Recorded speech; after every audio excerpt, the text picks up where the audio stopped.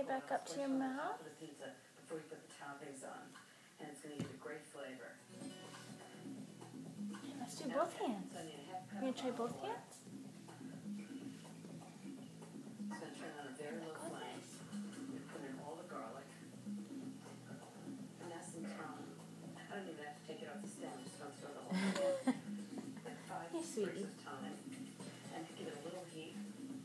Pinch of red pepper flakes.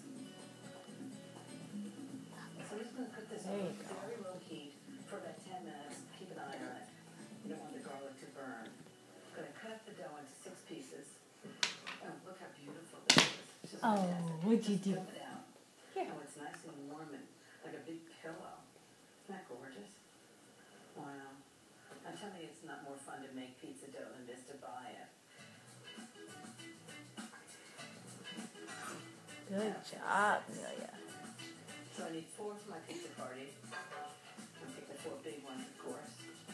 2. Oh, no. Okay, Here it is. One. I'm going to leave the other 2. I'll refrigerate them for another time. Get it. I'm going to take a damp cloth and just cover it. Because I want them to stay Good. really nice and soft. Oh. Okay, that's one. Good That's girl. and everybody needs an apron, don't they? So I've got different kinds of aprons for everybody. Uh-oh. Here. 3 cheeses. Fresh mozzarella, Italian fontina, and goat cheese. Graters. Here it is. You gotta let go of your blankie, though. This is garlic oil. Gotta And a let go big of that. brush. And you know what? Maybe I'm going to bring some plain olive oil, just in case the kids don't Oh, can you get it? Can you get it with the other hand? Oh, good job. Uh-oh.